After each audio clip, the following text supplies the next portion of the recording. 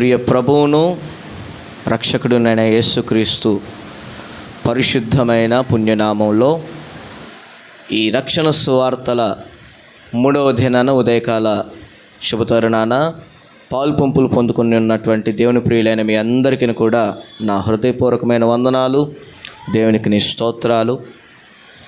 దేవుని యొక్క నామ మహిమార్థ ఘనత నిమిత్తంగా ఈ రక్షణ సువార్త పండుగలు అనేవి ఏర్పాటు చేయటం జరిగింది. శుక్రు, శని, ఆదివారాలు దేవుడిచ్చినటువంటి ఈ 3 దినాల్లో 6 పూటల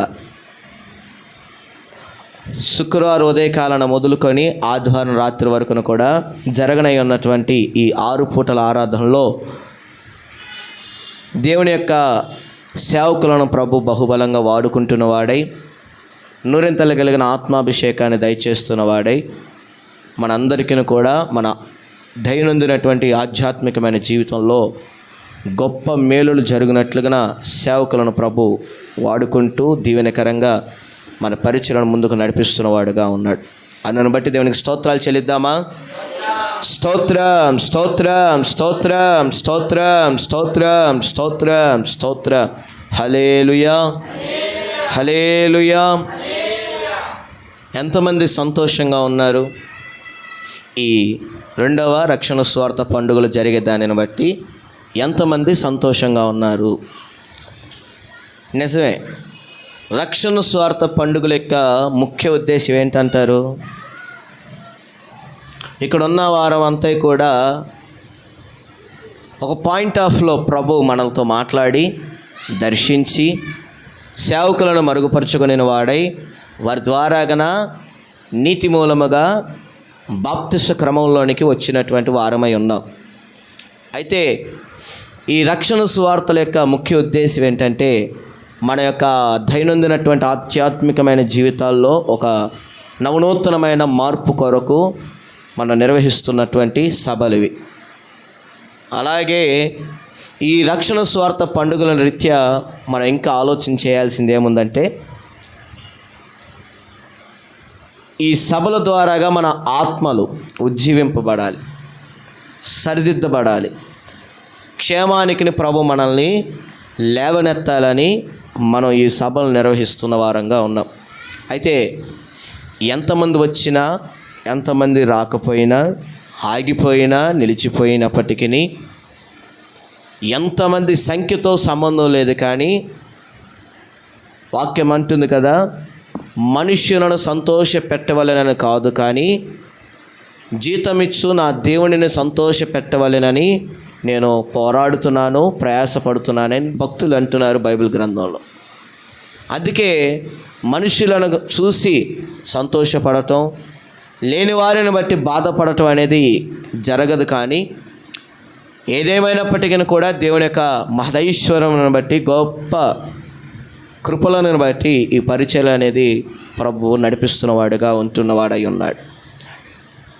గడిచిన సంవత్సరం కూడా ఈ రక్షణ స్వార్థ పండుగలు అనేవి మరి మనకున్నటువంటి సౌలభ్యములను బట్టి, మనకున్న పరిస్థితులను బట్టి మందులోనే నిర్వహించుకుందాం.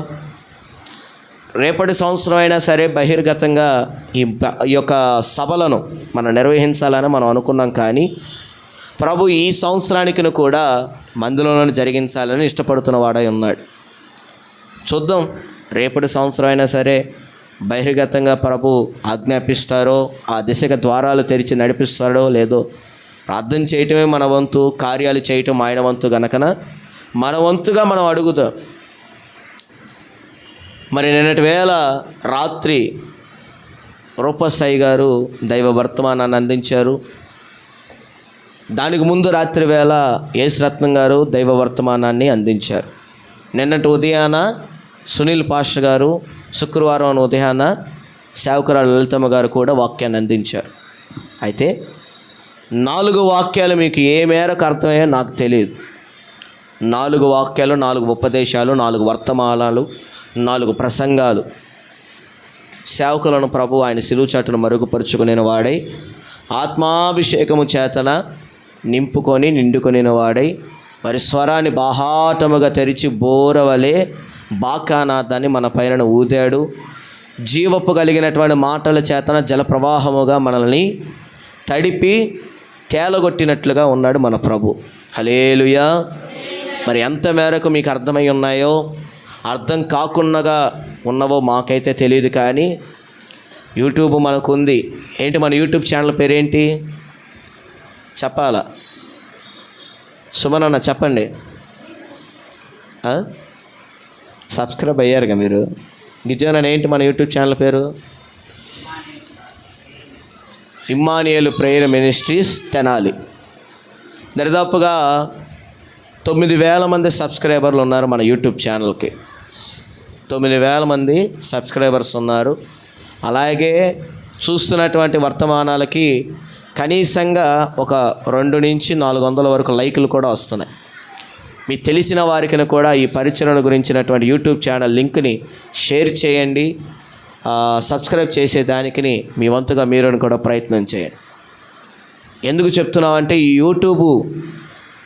యూట్యూబ్ ఛానల్ని బట్టి ఏదో డబ్బులు దండుకోవాలని కాదు, కానీ దేవుని యొక్క రాజ్య నిర్మాణం నిమిత్తంగా సువిస్తారంగా పరిచర్య చేయాలన్నటువంటి ఉద్దేశంతో మన కొరకును ప్రభు సిద్ధపరిచినటువంటి ఈ యొక్క సాంకేతికను వాడుకునే ప్రయత్నం ఇది. హల్లెలూయా.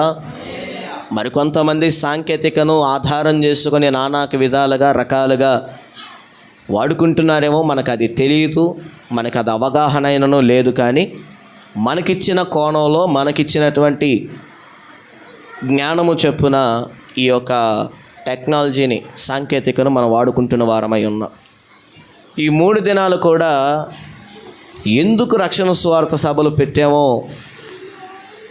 వివరించాను, కానీ ఎంతమంది ఆసక్తిగా ఉన్నారో, ఆసక్తి లేని వారుగా ఉంటున్నారో నాకు తెలియదు. గడిచిన దినాల్లో నేను ఒక వాక్యం చెప్పినట్టు నాకు గుర్తు. 3 విషయాలు చెప్పాను నేను. ఏం చెప్పాను? సుమనన్న ఆ వాక్యాన్ని గురించి ఓ మారు నాతో పంచుకున్నారు. ఈ వాక్యం మా కొరకే మాట్లాడుతున్నట్టున్నారు అని. దేవుడు మరుగుపరుచుకొని సేవకులు ఉన్నటువంటి ఈ మాటలు మాతో మాట్లాడుతున్నారని.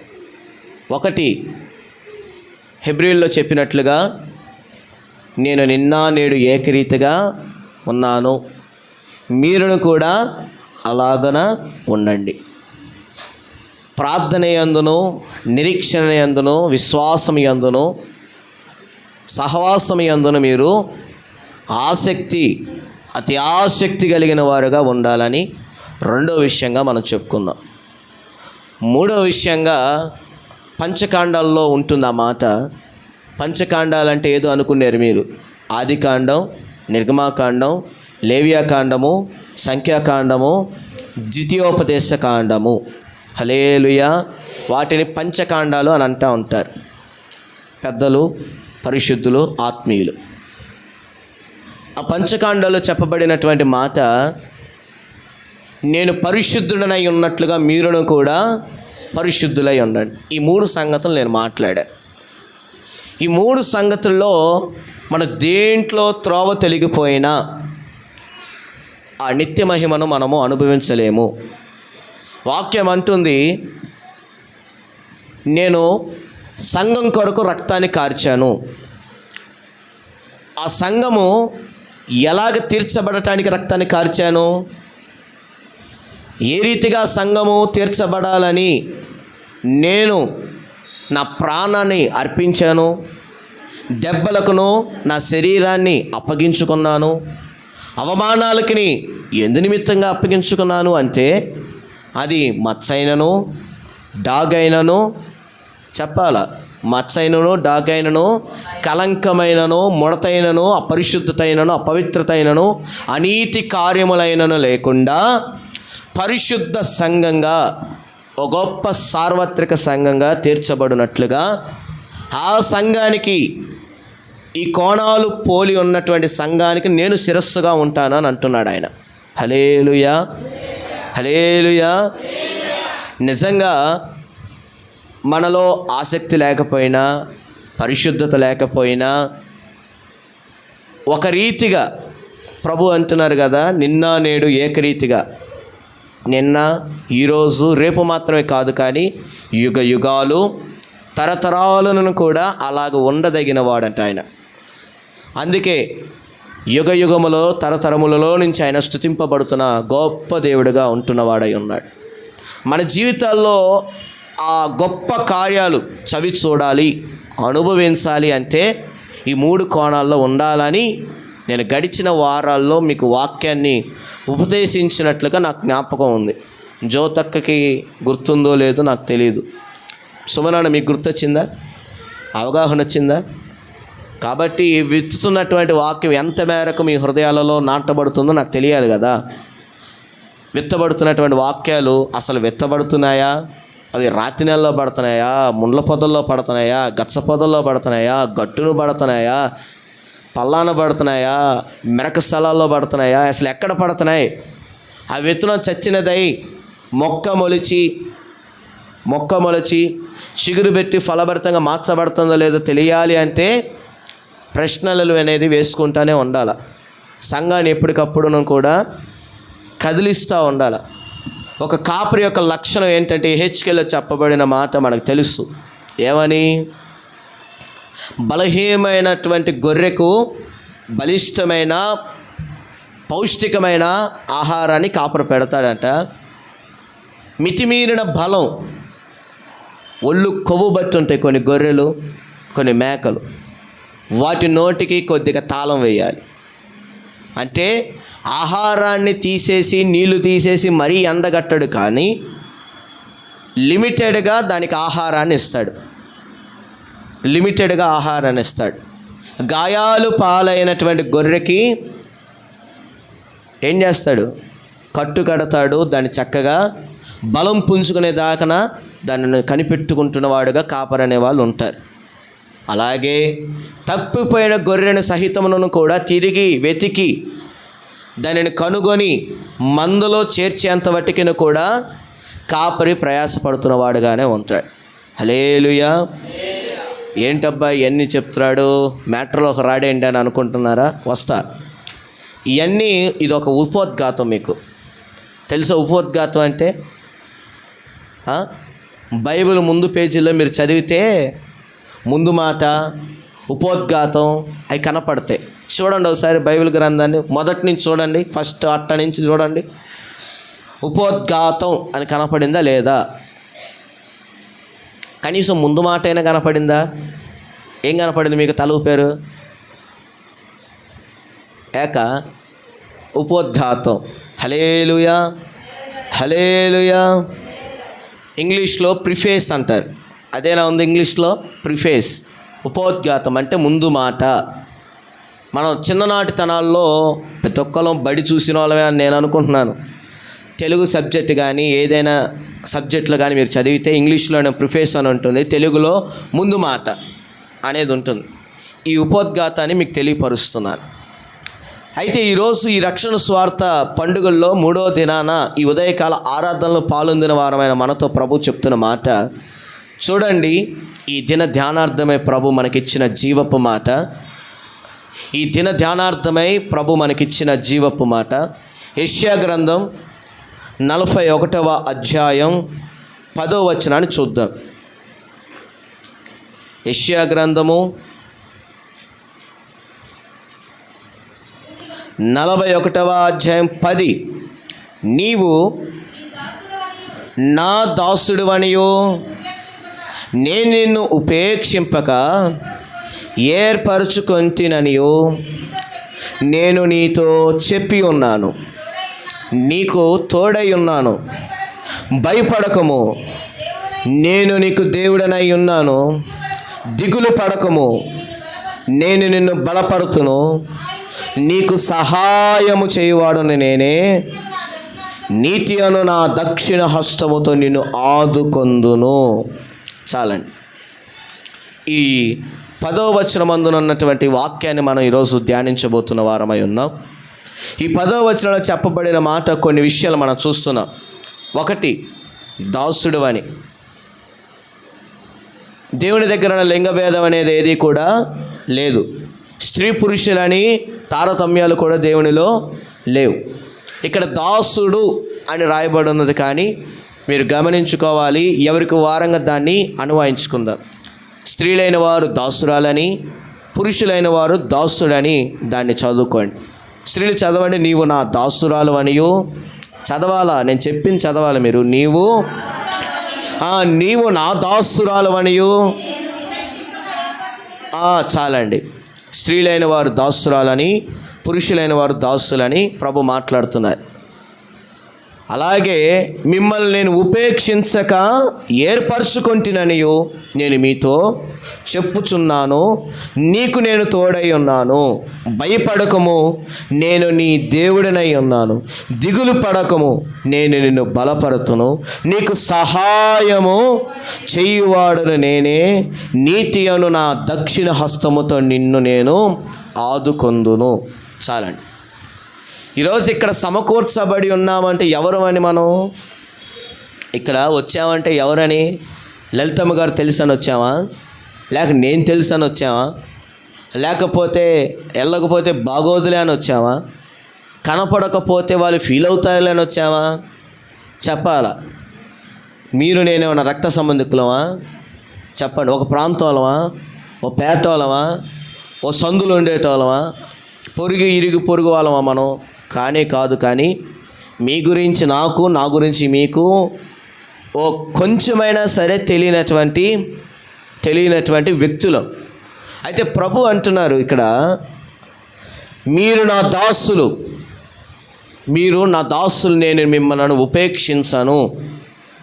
మీరు నా దాసులనై ఉన్నారు కనుక నేను ఉపేక్షించను అంటే విడిచిపెట్టను, మరిచిపోను, మిమ్మల్ని నేను త్రోసివేయను అని అర్థం. ఉపేక్షణ అనే దానికి అర్థం అది. తెలుగు చదువుకున్న వాళ్ళకి పర్యాయ పదాలు అవగాహన ఉండొచ్చు. తెలుగు పదాల్లో పర్యాయ పదాలు, వ్యతిరేక పదాలు మీ అందరికి తెలిసే ఉండొచ్చు అని నేను అనుకుంటున్నాను. పర్యాయ పదం అంటే ఒక పదానికే 4-5 పదాలు కూడా కలిపి ఉంటాయి. పర్యాయ పదాలు అంటే ఇప్పుడు ఒక పదం ఉంది. టీచర్ అని తెలుగులో ఉపాధ్యాయులు అని అంటారు. వారికి ఒక పదాలు ఉంటాయి. గురువని అలాగే వేరే పదాలు కూడా కలుపుతూ ఉంటారు. పంతులని అంటారు, గురువు అని అంటారు, ఉపాధ్యాయుడు అని కూడా అంటుంటారు. అంటే ఒకే పదానికి 4-5 అర్థాలు ఇచ్చేదాన్ని పర్యాయ పదం అని అంటారు. హల్లెలూయా.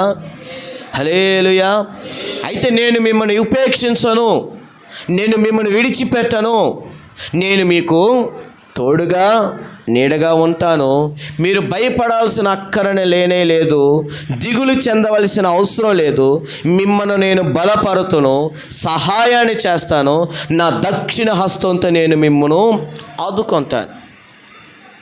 ఈరోజు వాక్యంలో చెప్తున్నటువంటి మాటలే కాక లోకమందున ఉంటున్న వారమైన మనకి ఆదరణ అనేది చాలా కరువైపోయింది. భార్యాభర్తలకి మునుపున వివాహం చేసేటప్పుడు వారిద్దరు కూడా వేరు శరీరాలు కలిగిన వారు. వివాహమైన తర్వాత వారు ఏక శరీరం అవుతారని వాక్యం మనం చదువుతాం. భర్త తల్లిదండ్రులను మర్చిపోయి భార్యను హత్తుకుంటాడని కూడా వాక్యం చెప్తుంది.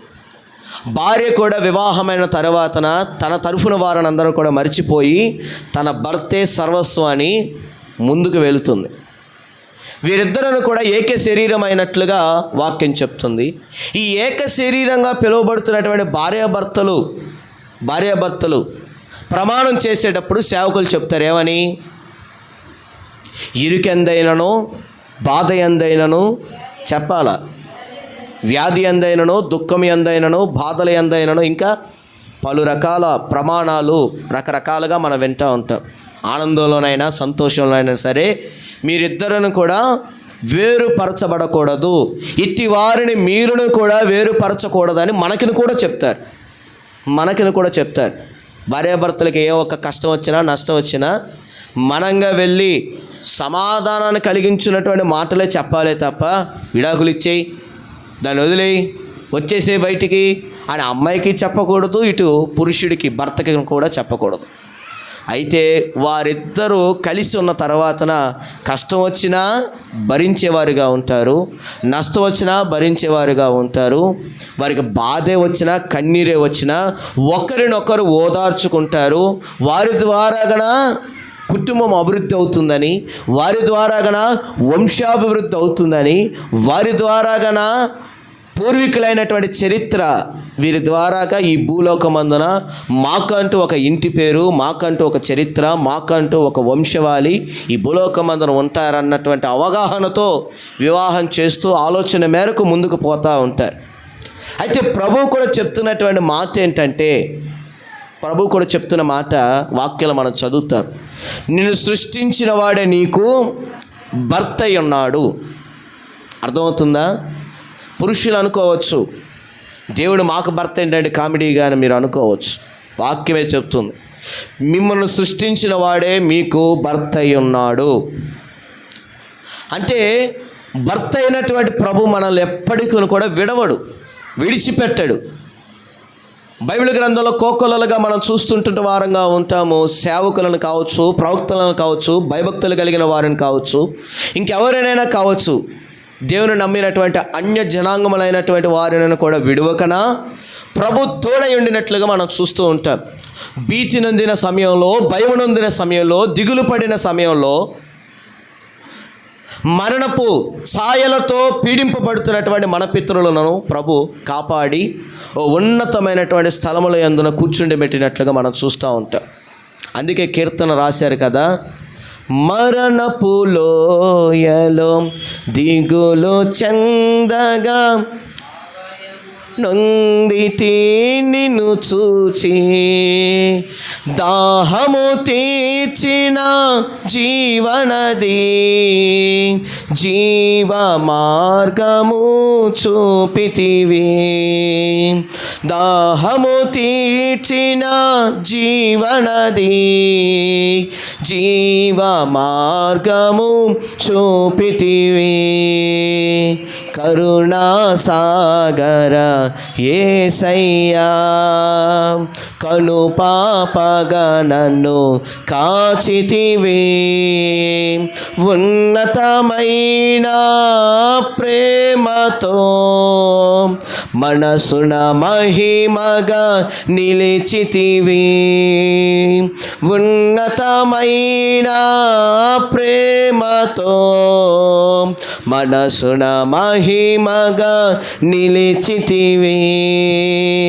కరుణా సాగర యేసయ్యా, కను పాపగా నన్ను కాచితివి.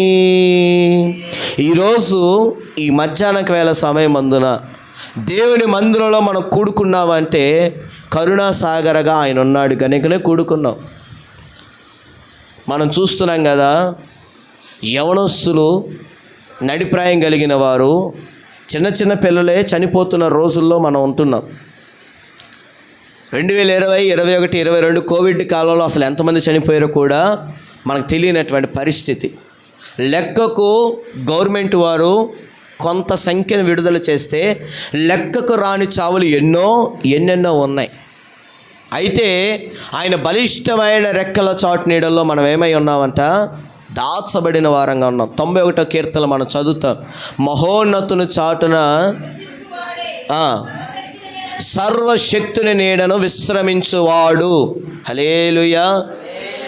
నీవైనా నేనైనా బ్రతికి ఉన్నామంటే గల కారణాలు ఆయన కృపానున్నటువంటి బలిష్టమైన గొప్ప రెక్కలు మన పైన కప్పి ఉన్నాయి గనుకనే, కప్పబడిన వారమై మనం ఉన్నాం గనుకనే, ఆయన పంచ చాటున దాచిపెట్టబడిన వారంగా మనం ఉన్నాం గనుకనే ఈనాడు వరకును కూడా ఆయుష్కాలము పొందుకుంటున్న వారమై ఉండి, ఆరోగ్యములు పొందుకుంటున్న వారమై ఉండి, దేవుని మందిరాల్లో సజీవులముగా ఆయన ఆరాధించినటువంటి గొప్ప భాగ్యాన్ని పొందుకుంటున్న వారంగా ఉన్నాం. హల్లెలూయా. అయితే ఈరోజు ఈ రక్షణ స్వార్థ పండుగల్లో పాలు పంపులు పొందుకున్నటువంటి మనమంతే కూడా ఒక దిగులుతో, ఒక భయంతో, ఒక ఆదరణ లేక, ఒక ఇబ్బందులు, నానాక రకములైనటువంటి సమస్యలు మనల్ని పట్టి పీడిస్తున్నట్లుగా మనం ఉంటున్న వారమై ఉన్నాం. అయితే తన భక్తులను కొంతమంది మీకు చూపించి వాక్యాన్ని ముగించాలని నేను ఇష్టపడుతున్నాను. మీ అందరికీ తెలిసినటువంటి చరిత్రే యోబు గ్రంథంలో మనం చూస్తాము. యోబు గ్రంథం 42వ అధ్యాయం 10వ మాటను మనం చూద్దాం.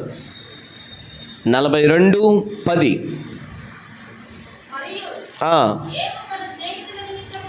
యోబు తన స్నేహితుల నిమిత్తము ప్రార్థన చేసినప్పుడు యెహోవా అతనికి క్షేమ స్థితిని మరల అతనికి దయచేశారు. యోబునకు పూర్వము కలిగిన దానికంటే రెండింతలు అధికముగా యెహోవా అతనికి దయచేసెను. చాలండి. హల్లెలూయా, హల్లెలూయా. ఇక్కడ మనం చదువుకున్న మాటలు గమనిస్తే క్షేమ స్థితి. యోబు ప్రారంభ గ్రంథంలో మనం చదివితే 1వ అధ్యాయంలో ఊజు దేశమందున యథార్థవర్తనుడని, న్యాయవంతుడని, చెడ నడవడికలను విసర్జించిన వాడని, మంచి నడవడిక కలిగిన వాడని తన గురించినటువంటి ఇంట్రడక్షన్ మనకు కనపడుతుంది యోబు గ్రంథం 1వ అధ్యాయం 1వ వచనంలో. అయితే ఆ భయభక్తులు కలిగి ఉన్నటువంటి యోబు భక్తుడు శ్రమలు పాలైపోయాడు, ఇరుకులు పాలైపోయాడు, ఇబ్బందులు పాలైపోయాడు, అవమానాలు పాలైపోయాడు, అపహాస్యపు పాలైపోయాడు, అనేకులు ఎదుటిన తీసివేయబడిన వాడుగా ఉన్నాడు. ఎప్పుడు చెడ్డ నడవడిక కలిగి నడుచుకుంటున్నప్పుడు జరిగినటువంటి తంతు కాదు ఇది.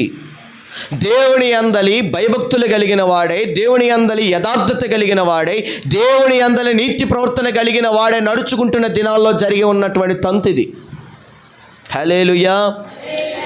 ఎప్పుడు జరిగిందంటే మనం చెప్తాం, ఏమని చెప్తాం? పూర్వమందున మా కుటుంబాలు చాలా బాగుండేవండి, ప్రార్థనలో కొద్దిగా తగ్గాం, ప్రార్థనలో కొద్దిగా పడిపోయాం, దేవుని మందిరం పైన కొద్దిగా ఆసక్తి తగ్గినప్పుడు ఒకదానమ్మటి ఒకటి శోధన మా పైకి వచ్చింది. అప్పులు పాలైపోయాం, వ్యాపారంలో నష్టపోయాం, చేతి పనుల్లో నష్టపోయాం, పంట పొలాల్లో నష్టపోయాం, పశు సంపదలో నష్టపోయాం, అలాగే చిరు వ్యాపారంలో నష్టపోయాం అని చెప్తాం. ఎప్పుడు? దేవుని క్రమంలో నుంచి తొలగిపోయినప్పుడు, దేవుని భక్తిలో నుంచి తొలగిపోయినప్పుడు, యథార్థతలో తొలగిపోయినప్పుడు, చెడ్డతనాన్ని ఆసరా చేసుకొని బ్రతుకుతున్న రోజుల్లో మనకి ఇలాంటివి సంభవించినని దేవుని యొక్క సన్నిధానంలో సేవకుల యొక్క ప్రార్థన సహాయం కొరకు అడుగుతూ ఈ విషయాలు మనం చెప్తుంటాం. కానీ యోబు జీవితంలో మనం గమనిస్తే ఎలా ఉన్నాడట? యథార్థవర్తనుడిగా ఉన్నాడట, మంచివాడుగా ఉన్నాడట. అసలు చెడ్డతనానికి ఆశ్రణ లేదు, మచ్చ లేదంట, డాగు లేదంట, ముడత లేదంట. అసలు ఏ ఒక్క విషయంలోనైనా సరే యోబులో ఒక్క చిన్న విషయమును బట్టి అయినా సరే నేరాన్ని మోపటానికి అవకాశం లేదంట యోబు సంగతిని గురించి మనం ఆలోచన చేస్తే. అయితే ఆ యోబు జీవితంలోనికి పలు రకములైనటువంటి సమస్యలు ప్రవేశింపబడ్డాయి. వాటికి సమ్మతించింది కూడా ప్రభువే, వాటిని సమ్మతించింది కూడా ప్రభువే. ఒకవేళ నీ భక్తిని గనక చూడటానికి, నీ భక్తిని చూడటానికి, నీ ఆసక్తిని చూడటానికి, నీ కథ ఏంటో తెలుసుకోవటానికి ప్రభు కొన్ని సందర్భాల్లో కొన్ని పరీక్షలు పెడతా ఉంటాడు. ఏంటో పరీక్ష తెలిసినా? ఆదివారం రోజే నీకు ప్రియమైన స్నేహితులు ఇంటికి వస్తారు. ఆదివారం రోజునే కొన్ని వేల ఖరీదులు చేయగలిగినటువంటి కూలికి సంబంధించిన పనిని ఇస్తాడు. ఆదివారం రోజునే నానాక రకములైనటువంటి విషయాలు నీ ముందు పెడతాడు ప్రభు. అందరూ ఏమనుకుంటాం తెలుసా? సాతాను వాళ్ళని ప్రేరేపించి తీసుకొచ్చాడని అనుకుంటాం. ఎందుకు అలా ఆలోచిస్తున్నావు? దేవుడే నిన్ను పరీక్షించాలని ఇలాగ పెట్టాడేమో మీకు తెలియదుగా. అవునంటారా కాదంటారా? ఇప్పుడు ఈరోజు పనికి వస్తే 1,00,000 రూపాయలు ఇస్తారంటే వస్తారు ఎవరైనా? ఈరోజు పనికి వెళ్తే 1,00,000 రూపాయలు కూలి అంటే వస్తారు ఎవరైనా? రారు. మా బంధువులు అమెరికా నుంచి వచ్చారండి, ఢిల్లీ నుంచి వచ్చారండి, ఆస్ట్రేలియా నుంచి వచ్చారండి, గుంటూరు నుంచి, విజయవాడ నుంచి వచ్చారండి. వాళ్ళు ఎప్పుడో ఒకసారి వస్తారండి. ఎప్పుడు వెళ్ళే మందిరమే కదా, ఈ వారం మానేస్తే కానీలే అని అనుకొని ఆగిపోయే బ్యాచ్ కూడా ఉంటాం మనం. అవునంటారా కాదంటారా? కానీ యోబు విషయంలో మనం చూస్తే తన ఎదుటిన ఎంత చెడ్డతనం జరుగుతున్నా, తన ఇరుగు చుట్టూ పొరుగు వారైనటువంటి వారు ఎంత చెడ్డ త్రోవలు కలిగిన వారే బ్రతుకుతున్నప్పటికీ కూడా ఆ చెడ్డతనాన్ని తనలోనికి రాలేదంట. తన జీవితము దేవుని యొక్క నాసికా రంధ్రములకు ఎలాగుందంటే సువాసన భరితంగా ఉంది. హల్లెలూయా! సువాసన భరితంగా ఉంది. దేవుని యొక్క నాసికా రంధ్రములకును ఆయన యొక్క జీవితం సువాసన భరితంగా ఉంది. ఒక మనిషి దగ్గర సెంటు బాటిల్ పెట్టి చక్కగా కొట్టుకున్నాడు అనుకోండి, సెంటు పర్ఫ్యూమ్ స్ప్రే చేసుకున్నాడు అనుకోండి, ఆ మనిషి దగ్గర మనం కనీసం 10 నిమిషాలైనా కూర్చునేదానికి అవకాశం ఉంది. ఫ్లేవర్ బాగుందనో, సెంటు బాగుందనేమో. అదే మురికి బట్టిపోయి చెమట వాసన కొట్టుకుంటూ, మదపు వాసనలు వస్తూ, నానా రకాల కంపులు కొట్టుకుంటూ కూర్చున్నాం అనుకోండి, పక్కన వచ్చి కూర్చుంటారా? కూర్చోరుగా. ఎందుకు కూర్చోరంటే వాసన, చెడ్డ వాసన, అది దరిద్రమైన వాసన. ఆ వాసన బట్టి మనకే ఇబ్బందికరంగా ఉంది. హల్లెలూయా! మరి యోబు జీవితం దేవుని యొక్క నాసికా రంధ్రాలకి సువాసన భరితంగా ఉంది. మరి నీ జీవితం ఎలా ఉంది? నీ పరిస్థితి ఎలా ఉంది? నీ కుటుంబం ఎలా ఉంది? సువాసన భరితంగా ఉన్న జీవితాల్లోనికి ప్రభు ఇంకా ఇంకా ఇంకా ఇంకా ఆశీర్వాదాలు కుమ్మరిస్తాడు, దీవెనలు కుమ్మరిస్తాడు, తోడై ఉంటాడు. సువాసన భరితంగా ఉన్నటువంటి జీవితాల మధ్యలోనికి, నీ కుటుంబాల మధ్యలోనికి సింహాసనశీలుడిగా కూర్చుండే దానికి ఇష్టపడతాడు. రాజదండముతో ఏలటానికి ఇష్టపడతాడు. ఇంట్లో దోషం పెట్టుకొని, ఇంట్లో పాపాన్ని పెట్టుకొని, హృదయలో పాపపూరితమైనటువంటి ఆ తత్వాలన్నిటిని కూడా కప్పిపుచ్చుకొని వేషధారణ కలిగి ఉన్నటువంటి భక్తిని కనబరిస్తే దేవుడు రాడు, కార్యాలు చెయ్యడు. కానీ యోబు జీవితం బట్ట సువాసన భరితంగా ఉంది. అయినప్పటికీ శోధనలు వచ్చినాయి, అయినప్పటికీ కూడా ఇరుకులు వచ్చాయి, అయినప్పటికీ కూడా ఇబ్బందులు వచ్చాయి, అయినప్పటికీ కూడా కష్టాలు తన పైన పొంగి పొరలి పారినప్పటిగా మనం చూస్తూ ఉంటాం పరిశుద్ధ లేఖనాల్లో. అయితే వాక్యాలు మనం చదివాం కదా, అతడికి పూర్వం ఉండినటువంటి క్షేమస్థితి కంటేను కూడా అధికమైనటువంటి క్షేమస్థితిని ప్రభు దయచేశారంట. హల్లెలూయా! అంటే మునుపున్నటువంటి క్షేమస్థితి అంటే ఏంటో చెప్పాలి మీరు. మునుపున్నటువంటి క్షేమస్థితి ఏంటో, ఒంటెలకి కొదువు లేదు, గాడిదలకు కొదువు లేదు, పశువులకు కొదువు లేదు, పంటకి కొదువు లేదు, దాసులకి కొదువు లేదు, పనివారికి కొదువు లేదు, పిల్లలకి కొదువు లేదు, సంతానం ఏమైనా లేదని బాధపడ్డాడు ఏమన్నా? అన్నిటిలో లేమనేది లేకుండా సమృద్ధి కలిగిన వాడుగా ఉన్నాడు. ఉదాహరణకి జ్యోతక్క బాగున్నారా అంటే బాగున్నానని అంటారు. నిజంగా బాగుందా అక్కాయి? మాట్లాడరే, నిజంగా బాగుందా? ఆ రేకులింట్లో, దీనికంటే తక్కువ రేకులింట్లో ఎండాకాలంలో ఒక్కబోత మాడిపోతున్నారు మలమల చంద్రన్న, జ్యోతక్క పిల్లలిద్దరూ కూడా. మరి అడిగినప్పుడు ఏమంటారు? అక్క బాగున్నారా అంటే అంతా కులాసనా, ఆనందమేనా, సంతోషమేనా, క్షేమమేనా అని అడిగినప్పుడు ఏమంటారు? బ్రహ్మాండంగా ఉన్నామంటారు. మాటలో ఉన్న ఆ బ్రహ్మాండం జీవితంలో ఉందా? మాటలో ఉన్నటువంటి ఆ సంతోషము, ఆనందము జీవితంలో ఉందా? కుటుంబంలో ఉందా? ఓ శ్రమ ఉంది అక్కయ్యకి, ఆ ఇల్లు కట్టబడాలి, ఆ ఇల్లు పూర్తవ్వాలి, ఆ ఇంటి నిమిత్తంగా ఉన్నటువంటి అప్పులు తీర్చుకోవాలి. ఒక్కొక్కరికి ఒకటి. ఇప్పుడు ఉన్నటువంటి ఈడ ఎవరికైనా కష్టాలు లేదు, మాకు కన్నీరు లేదు, బాధ లేదు, నష్టం లేదు అన్నోళ్ళు ఎవరైనా చేతులు ఎత్తండి, చూస్తాను నేను కూడా. భూతం వేసి భూతలమంతా ఎతికినా కష్టం లేని మనిషి అనేవాడు ఉండడు. హల్లెలూయా! హల్లెలూయా! అయితే యోబు యొక్క పూర్వపు స్థితి ఎలాగుందంట? క్షేమస్థితి కలిగి ఉన్నాడంట. నిజమైన క్షేమం కలిగిన వాడుగా ఉన్నాడు, నిజమైన సమాధానం కలిగిన వాడుగా ఉన్నాడు, నిజమైన నెమ్మది కలిగిన వాడుగా ఉన్నాడు, నిజమైన సమృద్ధి కలిగిన వాడుగా ఉన్నాడు. నిజంగా ఉన్నాడు.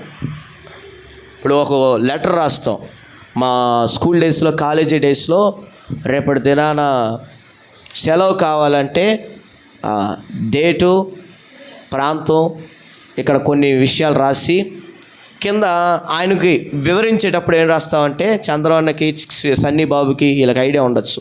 ఏ రాస్తాం సన్నీ, ఏ రాస్తాం సార్కి రాసేటప్పుడు? తెలుగులో అయ్యా, ఇంగ్లీష్లో రెస్పెక్టెడ్ సార్, రెస్పెక్టెడ్ సార్ అని రాస్తాం. అవునా కాదు? నిజంగా గౌరవం ఉందంటారా మనకి?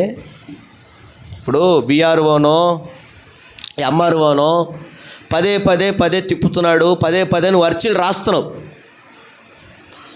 పదే పదే విన్నప పత్రాలను అందిస్తున్నావు. ప్రతి పత్రంలో అరే దరిద్రుడా పద్దాలు ఏంద్రా నన్ను తిప్పించుకుంటున్నావు, నా 2 కాళ్ళ జతలు చెప్పులు అరిగిపోయినాయి, నా పని చెయ్యి అని రాస్తావా? నీ మూలాన ఎండనక వాననక బండ్లు ఆయిలనక ఒక టైర్లు అరిగిపోతున్నాయిరా బాబు, ఆ ఇంటికి సంబంధించి కాగితాలు ఏదోటి చేయరా, యాక్షన్ తీసుకోరా బాబు అని రాస్తావా? ఎంత కోపం ఉన్నా, ఎంత ఉద్రేకత ఉన్నా, ఎంత పగున్నా ఆ మనుషుని గురించి ఏమో రాస్తాం? అయ్యా, గౌరవనీయులైన రెస్పెక్టెడ్ సార్, కింద మీ విధేయులైన, అంతేనా రాసేది? మీ విధేయులైన చంద్రరాజు, సుమన్ బాబు, సన్నీ ఈ రాసుకుంటారు. విధేయురాలు నిజంగా విధేయత ఉందా? ఆ లెటర్లో ఉన్న విధేయత, ఆ పని అయ్యేంత వరకు ఉన్న విధేయత నిజంగా తర్వాత అధికారుల మీద ఉండదు. మనకి ఎంఆర్ఓ దగ్గరికి వెళ్ళినప్పుడు మన పని అయ్యేంత వరకే అయ్యా సార్ ఇట కట్టుకుంటారు అందరూ, చేతులు కట్టుకొని సార్ అలాగే సార్. పని అయిపోయాక ఎవడి నెంబర్ ఆఫీస్ ముఖాన్ని చూస్తాడా? విఆర్ఓ ముఖాన్ని చూస్తాడా? వార్డు మెంబర్ ముఖాన్ని చూస్తాడా? ఎన్నికలు అయ్యేంత వాటికి రాజకీయ నాయకులు కూడా ప్రజల ముఖాన్ని చూస్తారు. అందుకే అధికారం వచ్చిన తర్వాత వాడి పని ఆళ్ళలో ఉంటాడు, మన పని మనలో ఉంటాం. అవునా కాదా? దేవునిని మనం అలాగ వాడుకోవటానికి లేదు. కొంతమంది నానా రకాల సమస్యలతో వస్తారా, ఇరుకులు ఇబ్బందులతో వస్తారా, ఆ కార్యం జరిగిన వెంటనే ఆగిపోతూ ఉంటారు. ఆ కార్యం జరిగిన వెంటనే ఇక భక్తిలో మెల్లగా సన్నగిల్లు అనేది వస్తుంది, మెల్లగా చెదొచ్చిద్ది. వాళ్ళకి చెద ఉన్న పొలంగా తినేసి చెట్టును పడేసిద్దా? చెప్పాలా జ్యోతక్క? ఉన్న పొలంగా పడేసిద్దా? మెల్లగా మెల్లగా మెల్లగా తిని తిని తిని తిని తిని సారం అంతా ఇక్కడ పిండేసి పిప్పి చేసి పక్కన పడేసిద్ది. మన గట్టు ఒక్కొక్కసారి కొన్ని ఇళ్ళకి వెళ్ళినప్పుడు గట్టు మీద అడుగు ఏం కాదు టచ్చక్కుమని దిగిపోద్ది. ఏందబ్బా తినేసిందంటే, ఏందబ్బా దిగిపోయిందంటే చెదబట్టింది లేనట. చెదబట్టినప్పుడు ఆ ముద్దుకి ఏమవుతుంది? జీవం అంతా కూడా పోయి అది ముద్దయిపోయి మనకు ఉపయోగదాయకంగా మనం మలుచుకుంటే ఆ జీవం లేని సారవంతంగా ఉన్నటువంటి ఆ ముద్దుని చెద పిండేసుకొని వెళ్ళిపోతుంది. హల్లెలూయా. ఈరోజు మనం కూడా ఏం చేస్తున్నామంటే భక్తి జీవితంలో అవసరం వరకు ప్రభు, అవసరం కొరకు సేవకులు, అవసరం కొరకు సన్నిధి, అవసరం కొరకు ప్రార్థన, అవసరం కొరకే ప్రభు అన్నారు కదండి. మాట్లాడితే మాకు చెప్తారు మీరు, నీతిమంతుల కొరకు ఆయన రాలేదు కానీ పాపులను రక్షించుట కొరకు భూమి మీదకి వచ్చారు. నాకే వాక్యం చెప్తారు అందరూ. హల్లెలూయా. నాకే వాక్యం చెప్తారు. మేము నీతిమంతులం, మేము పరిశుద్ధులం, దేవుని దగ్గర యథార్థతగా ఉన్నామండి. మీ కన్నులకు మేము కనపడట్లా. మా హృదయాన్ని చీల్చి చూపిస్తే యేసు ప్రభు బొమ్మ ఉంటుంది లోపల. హల్లెలూయా. గుండెలు చీల్చి చూపిస్తే యేసు ప్రభు బొమ్మ తప్ప ఏమి ఉండదండి బాబా, మీకేం తెలుసు అంటారు.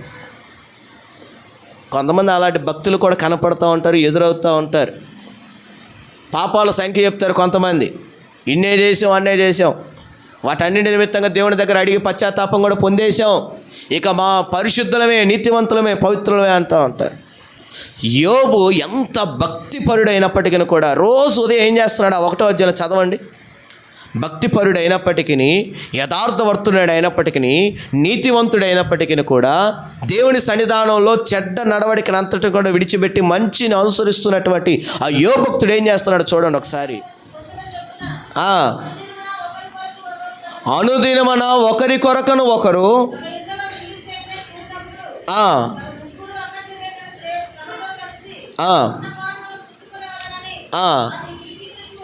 పిలిపించు వచ్చెను.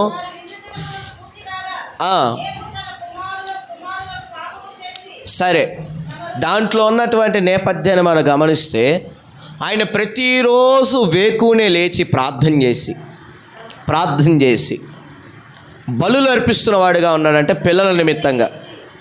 హల్లెలూయా. ఎందు నిమిత్తంగా బలి? ఎందుకు? పంచకాండాలు మనం చదువుతాం. బలి ఎందుకు అసలుకి? కౌశాక బలి ఎందుకు? గిద్యోనన్న బలి ఎందుకు? సుమనన్న బలి ఎందుకన్నా? ఏం నిద్ర వస్తుందా? బలి దేనికండి? రియాక్షన్ అవ్వాలి మీరు. శారదక్క గట్టిగా చెప్పండి. తలదించుకొని గడ్డంగా చేయబెడతాట చెప్పండి. పాపం చేశారేమోనని కాదు, పాపం చేశాం కాబట్టి బలి. వాడి స్థాయిని బట్టి గువ్వలో, పావురాలో, మేకలో, పొటేళ్ళలో, దూడల్లో బలి అర్పిస్తారు. బలేటోళ్ళే మీరు. పాపం చేశారేమోనని కాదండి బాబా, పాపం చేశాం గనక బలి. పాపం చేశాం గనకే బలి. యోబు కూడా పాపం చేశారేమోనని కాదు, కానీ నేను పాపాన్ని చేసున్నాను అందుకే బలి అన్నాడు. హల్లెలూయా. పిల్లల విషయం కూడా ఆయన ఆలోచన చేసి, నా పిల్లలు ఏదో ఒక దోషం చేస్తుండొచ్చేమో, నా పిల్లల కన్నులతో, నోటి మాటతో, ప్రవర్తనలో ఏదో ఒక విషయములను బట్టి ఆయన ఆలోచన చేసుకునే వాడై బలి అర్పిస్తూ ఉన్నాడట. అయితే తల్లిదండ్రులుగా మీ పైన, నా పైన మోపబడిన భారం ఏంటో తెలుసా? రేయి మొదట జామున లేచి మన పిల్లల కొరకు ప్రార్థన చేయాలి. చూడండి విలాప వాక్యాలు 2వ అధ్యాయం 19.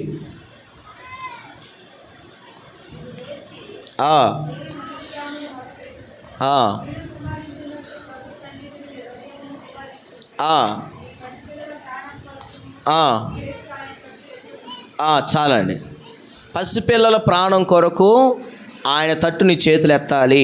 రేయి మొదట జామున ప్రార్థన చేయాలి. నీళ్లు కుమ్మరించినట్లు ప్రభు సన్నిధిని నీ హృదయమును కుమ్మరించుము. అంటే హృదయం చేతన దుఃఖము కలిగిన వారమై కన్నీళ్ళు విడుస్తూ ప్రార్థన చేయాలి. కన్నీరు విడుస్తూ మనం ప్రార్థన చేయాలట. ఆ రోజుల్లో బలులు అవి ఉండేవి. ఈరోజు మనకున్నటువంటి సౌలభ్యమును బట్టి ప్రభు ఇచ్చినటువంటి కృప ఏమై ఉన్నదంటే ప్రార్థన ద్వారా పాపక్షమాపణ అనేది మనకు దొరుకుతుంది. ప్రతిరోజున కూడా అయ్యా, నిన్నటి దినాన మేము చేసిన తప్పులు ఏమున్నావో, నిన్నటి దినాన మేము చేసిన దోషాలు ఏమై ఉన్నావో, మాట, చూపు, వినికిడి, ప్రవర్తన, నడవడిక ఏదో ఒక విధం చేతన తొలగిపోయిన వారమై ఉంటాము.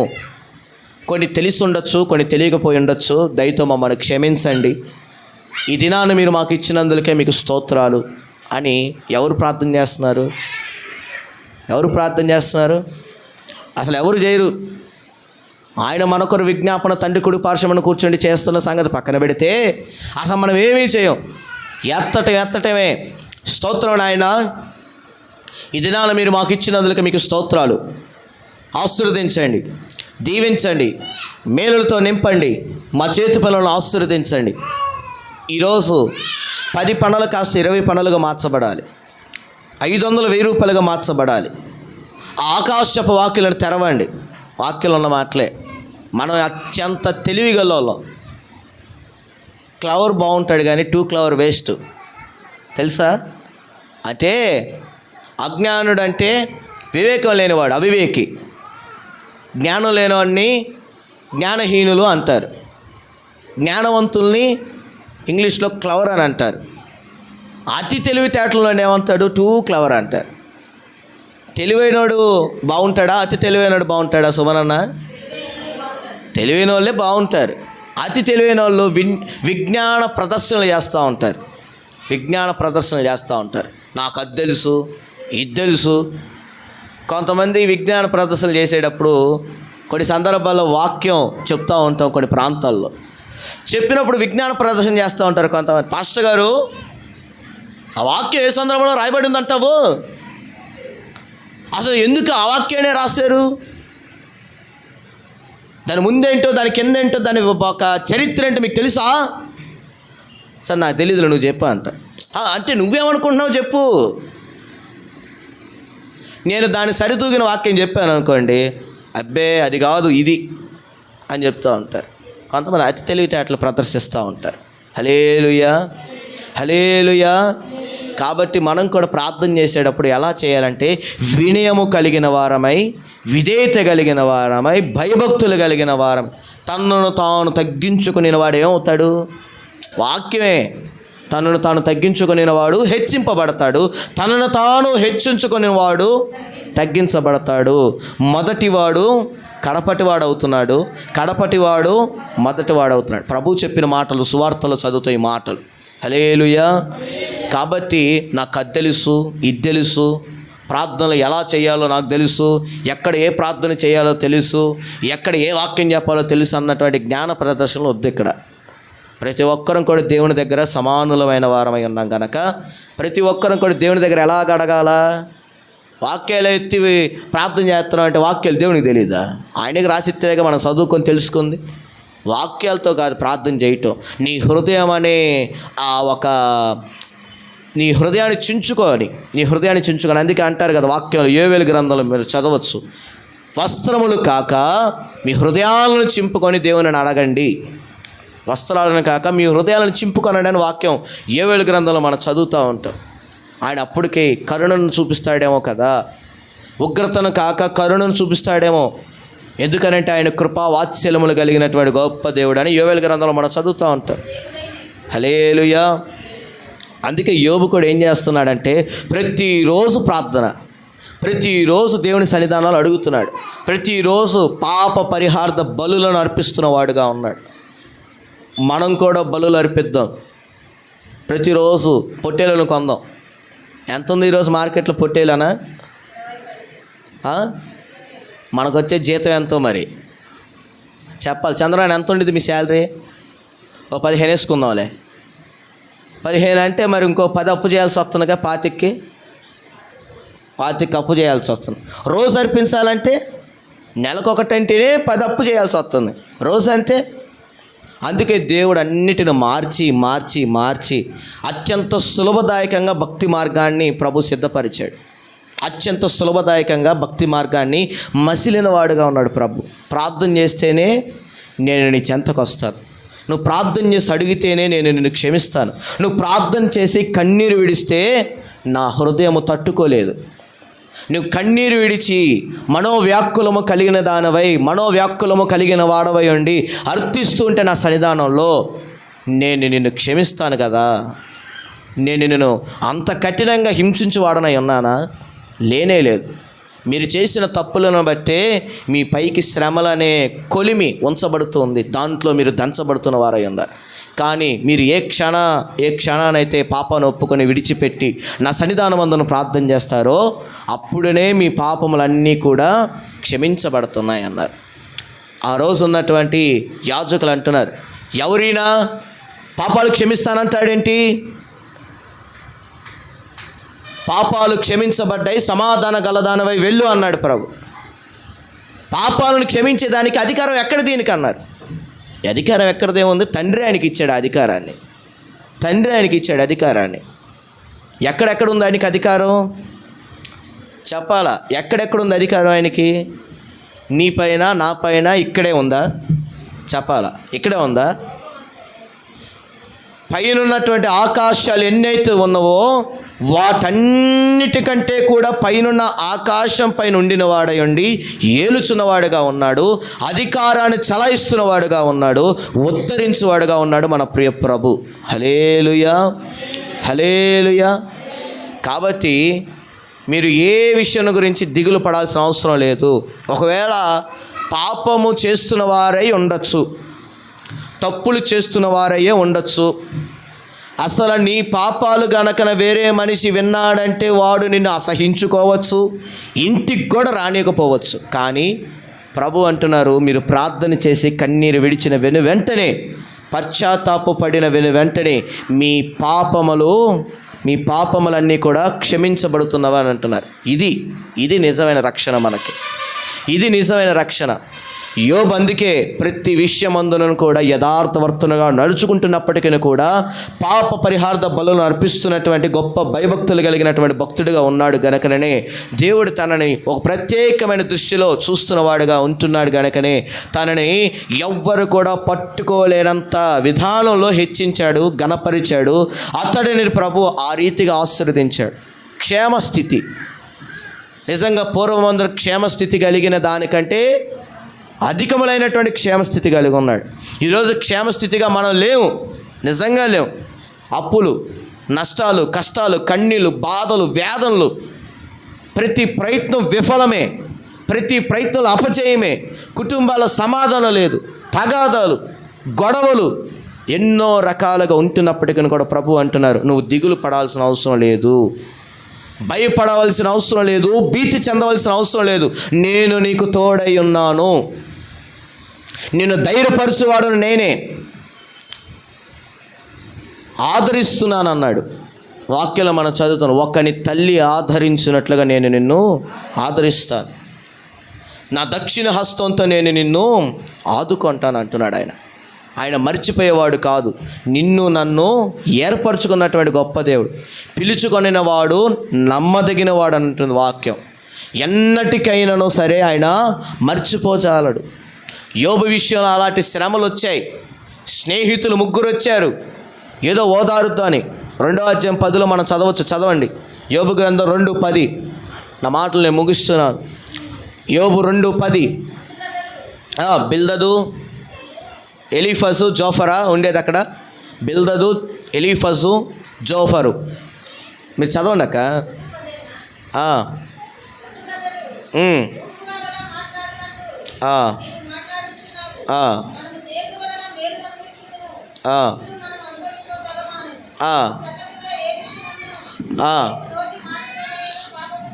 చాలు. ఎలీఫజు, బిల్దదు, జోఫరు చాలండి. స్నేహితులు 3 వచ్చారు. అక్కడ యోబు ఒక మాట అంటున్నాడు. ఏమన్నాడు అక్కడ 10లో? ఏమంటున్నాడు?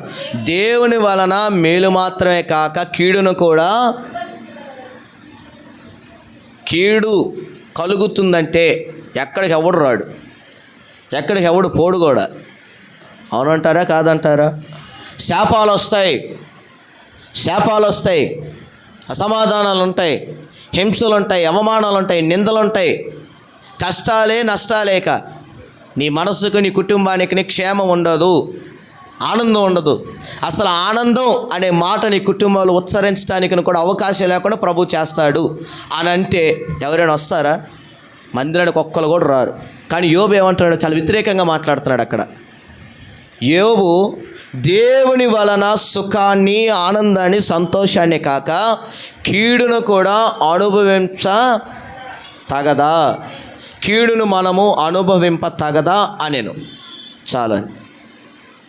అక్కడ కీడు ఎవరి ద్వారాగా వచ్చిందంటే వాస్తవానికి ప్రభు ద్వారాగా కాదు వచ్చింది, సాతాను ద్వారాగా. దేవుడు ఆజ్ఞాపించుటను బట్టి సాతాను ఆ యోబుని హింసిస్తున్నాడు. యోబు విషయంలో సాతానికి ప్రభు ఇచ్చిన స్వాతంత్రాన్ని బట్టి, అధికారాన్ని బట్టి యోబుని హింసిస్తున్నవాడుగా ఉన్నాడు.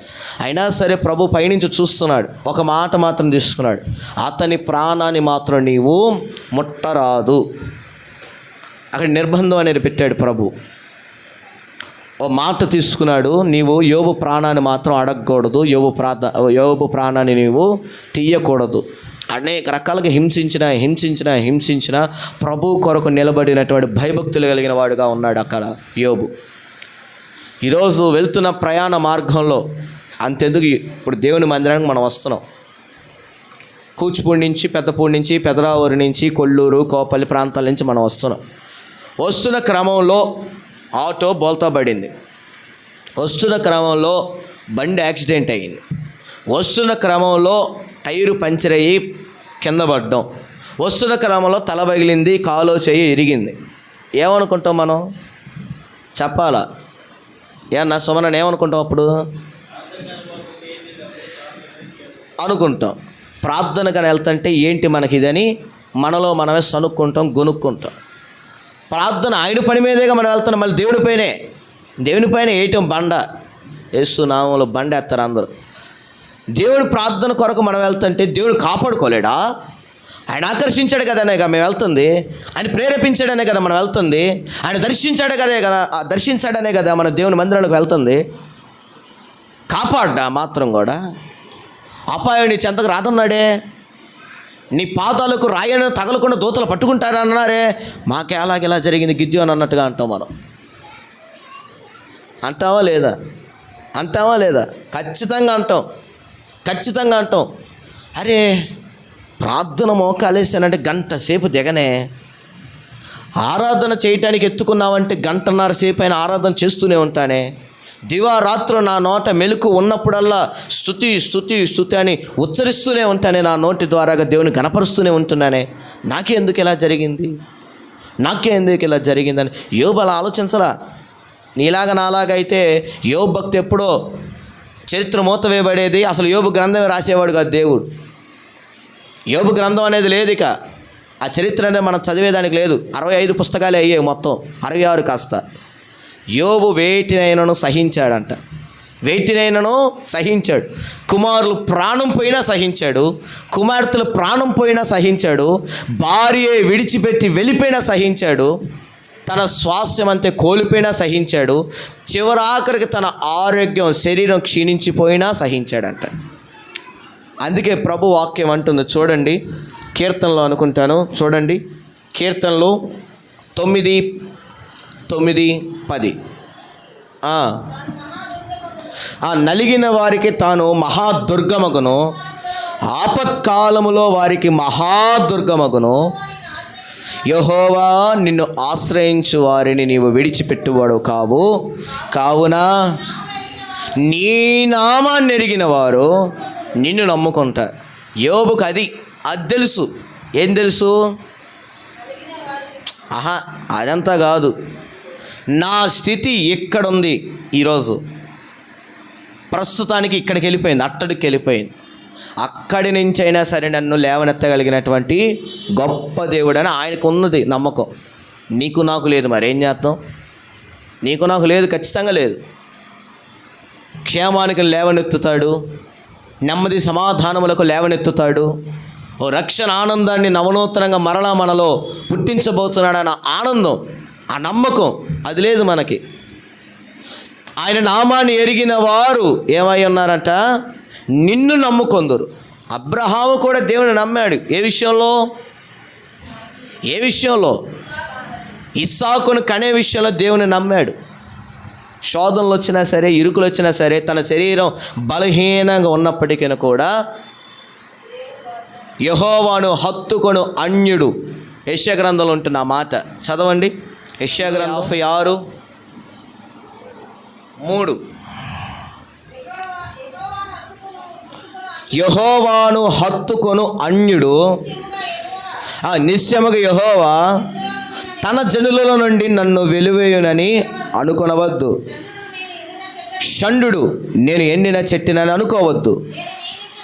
నేను నియమించిన విశ్రాంతి దినములను ఆచరించుచు, నాకు ఇష్టమైన వాటిని కోరుకొనుచు, నా నిబంధనలను ఆధారం చేసుకొనుచు షండులను గూర్చి యెహోవా ఇలాగు సెలవిస్తున్నాడు.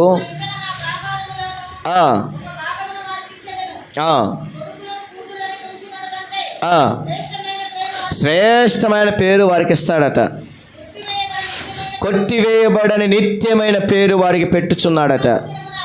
విశ్రాంతి దినమును అపవిత్రపరచకుండా ఆచరించుచు, నా నిబంధన ఆధారం చేసుకొనుచు, యెహోవాకు దాసుల యెహోవా నామమును ప్రేమించుచు, ఆయనకు పరిచర్య చేయవలెనని ఆయన పక్షమును చేరు అన్యులను నా పరిశుద్ధ పర్వతమునకు తోడుకొని వచ్చెదను. హల్లెలూయా. అబ్రహాం ఎవరు? యెహోషువ గ్రంథంలో మనం చదువుతాం. యోర్దాను నది అవతలి భాగాన ఏం చేశాడు? మాట్లాడరే, ఏం చేశాడు? ఎన్నో మార్లు చెప్పాను ఆ మాట. విగ్రహారాధన కాదండి, విగ్రహాలే చేసేవాడు ఆయన. విగ్రహారాధన అంటారేంది? ఆయన చేసిన విగ్రహాలకి ఆయనే విగ్రహారాధన చేస్తున్నాడు. యెషయా గ్రంథంలో ఆ మాట ఉంటుంది. ఒకడట ఒక మొద్దుని కాలుస్తున్నాడంట. కాల్చిన మొద్దు తర్వాత ఆర్పివేసిన తర్వాత మిగిలిన మొద్దు ఉంటుందే, దాన్ని వాడే ఒక శిల్పిగా, ఒక రూపవంతంగా దాన్ని మార్చుకొని వాడు అక్కడనే దానికి బలిస్తున్నాడంట, అక్కడనే దాన్ని పూజిస్తున్నాడంట, ఆరాధిస్తున్నాడంట. ఇట్టివారు అన్యులు, వారి యొక్క హృదయాలు కూడా వాటిని పోలినట్లుగా ఉంటాయని కీర్తన గ్రంథాలు కూడా మనం చదువుతాం. హల్లెలూయా. కానీ అబ్రహాము దేవుని స్వరాన్ని విన్నాడు. ఓ సమయాన్ని దేవుని స్వరాన్ని విన్నప్పుడు వెంటనే తన జీవితాన్ని అంతటిని కూడా మార్చుకున్నాడు. ఒక్క మాటే నీకు నేను సంతానాన్ని ఇస్తాను అన్నాడు. అంతే. నీవు నమ్ము, విశ్వసించు. ఈ మాటలు ప్రభు మాట్లాడింది.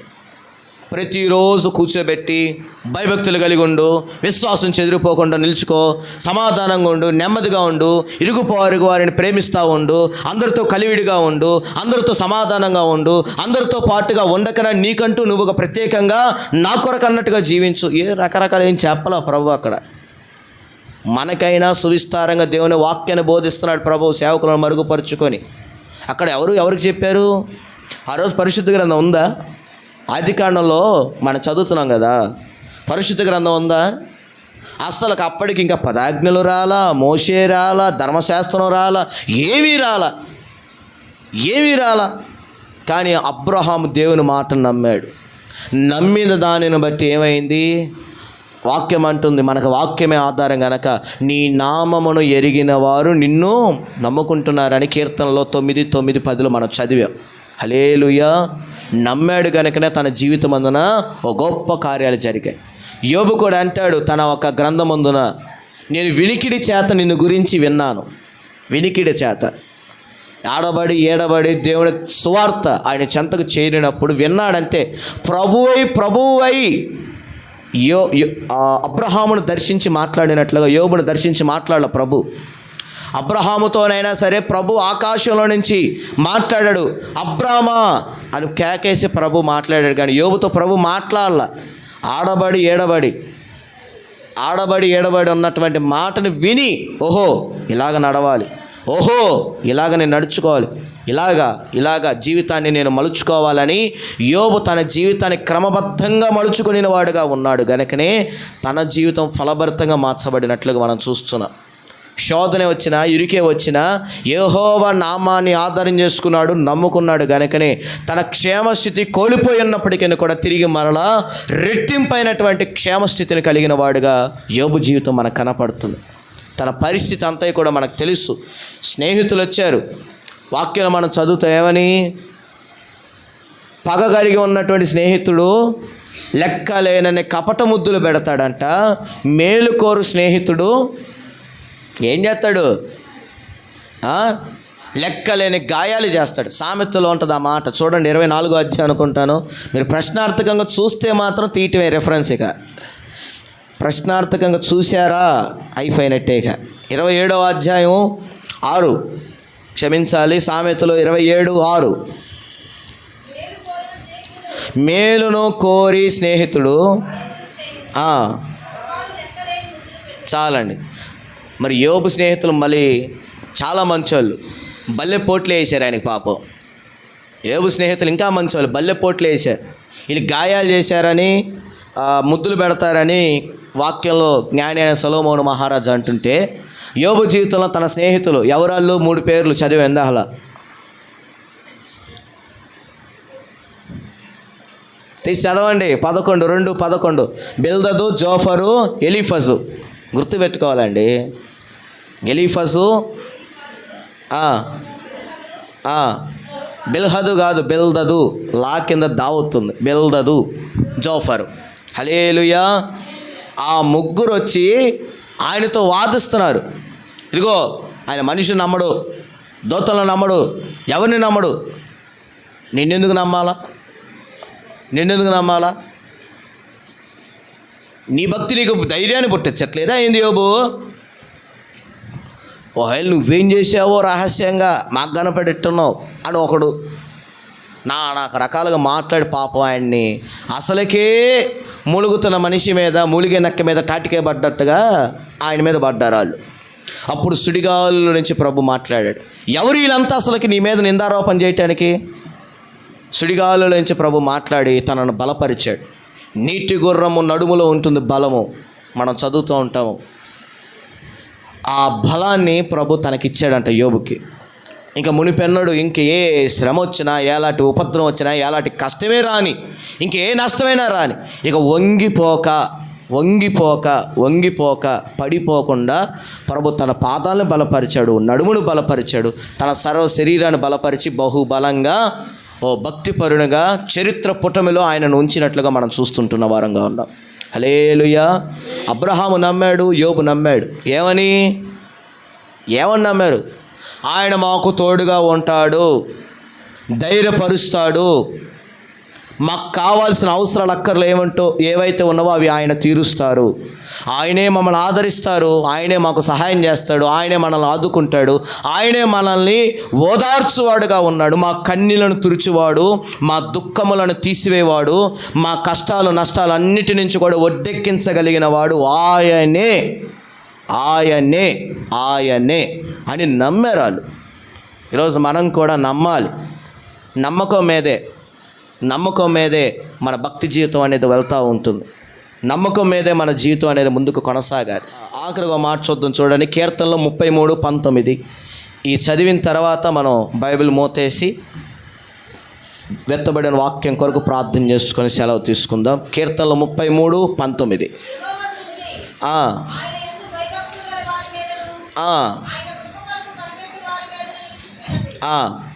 చాలండి. యెహోవా దృష్టి ఎవరి పైన ఉంటుందంట? అబ్రహాం మీద ఉందా లేదా? చెప్పాలా, రిప్లై కావాలి నాకు. అబ్రహాం మీద ఉందా లేదా? యోబు మీద ఉందా లేదా? యోసేపు మీద ఉందా లేదా? షద్రకు, మెషకు, అబేద్నెగోల మీద ఉందా లేదా? దానియేలు మీద ఉందా లేదా? ఎలీషా మీద ఉందా లేదా? ఏలియా మీద ఉందా లేదా? ఇక భక్తులు లిస్టు తీస్తే కోకొల్లలుగా మనకు కనపడతారు. వారందరి మీదన కూడా ఆయన దృష్టి ఉంది. అందుకే వాక్యం అంటుంది, ఆయన కృప కొరకు కనిపెట్టు వారి మీదన నిలుచుచున్నదంట ఆయన దృష్టి. ఇంకా యథార్థవంతులైన వారిని, భయభక్తులు కలిగిన వారిని బలపరుచు నిమిత్తముగా ఆయన నేత్రము భూసంచారం చేయుచున్నదని కూడా వాక్యం మనం చదువుతూ ఉంటుంటే వారంగా ఉంటాం. హల్లెలూయా. కాబట్టి మూలవాక్యాన్ని చదవండి. యెషయా గ్రంథము 41:10. యెషయా 41:10. కాబట్టి రక్షణ సువార్తలో పాల్గొందిన వారమైన మనందరితో కూడా ప్రభు చెప్తున్న మాట, మీకు ఇందాలు ఏం చెప్పాను? మీరు దాసురాళ్ళు. చదవండి. నీవు నా దాసురాలవనియు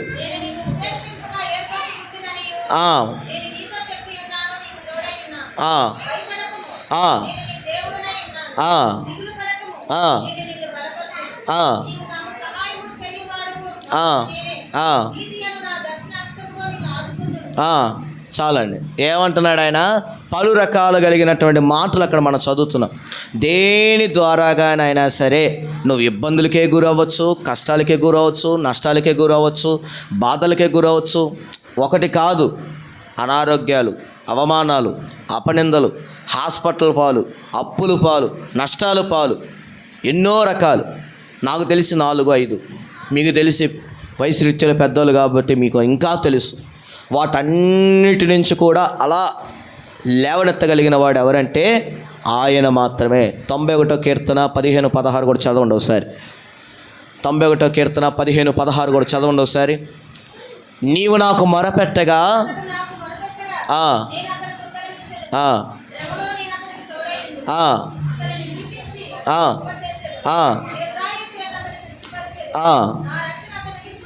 నా రక్షణ అతనికి చూపించేద్దాం.